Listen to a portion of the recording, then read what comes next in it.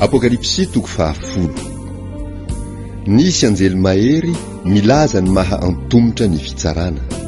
Apokalipsy toko 10 ny 1 hatramin'ny 7.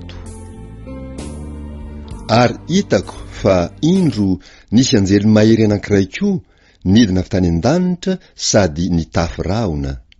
Ary ny avana dia teo amin'ny lohany, ary ny tavany dia tahaka ny masoandro, ary ny tongony tahaka ny andry afo.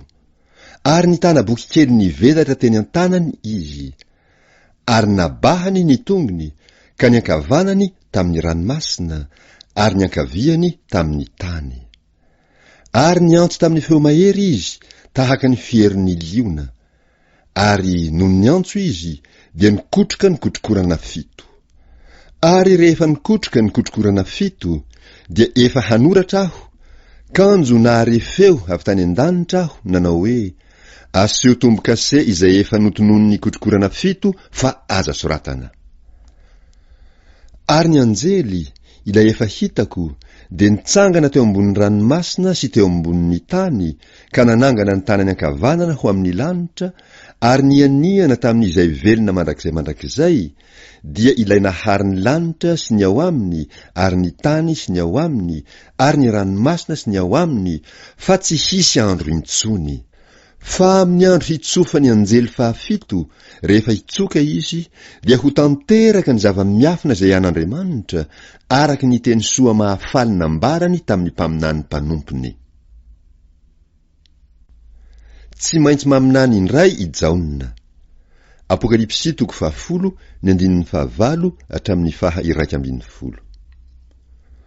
Ary ny feo izay efa reko avy tany an-danitra dia niteny tamiko indray hoe: mandehana, raiso ilay boky mivelatra eny an-tanan'ny anjely mitsangana eo ambonin'ny ranomasina sy eo ambonin'ny tany.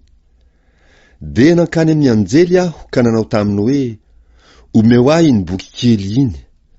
Ary hoy izy tamiko: raiso, ka hano avokoa io. Dia hampangidy ny kibonao izy, nefa eo ambavanao dia ho mamy tahaka ny tantely. Dia niraisiko ilay boky kely teny an-tanany anjely ka nohaniko avokoa. Ary raha mbola teo ambavako izy dia mamy tahaka ny tantely, kanjo noho ny voateliko dia nangidy ny kiboko. Ary nisy nilaza tamiko hoe: tsy maintsy maminany indray ianao ny amin'ny olona maro sy ny firenena maro sy ny fiteny maro ary ny mpanjaka maro.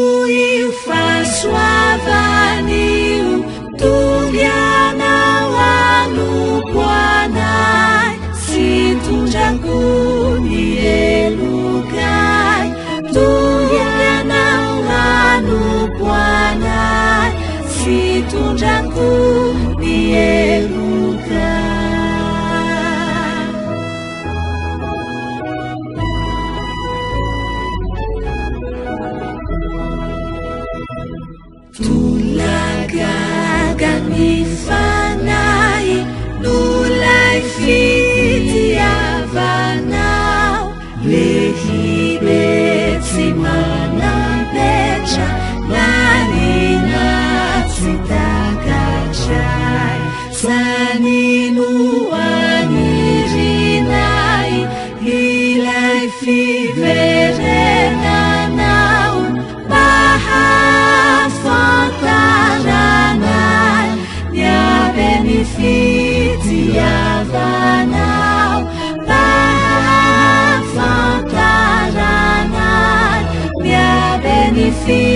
tiava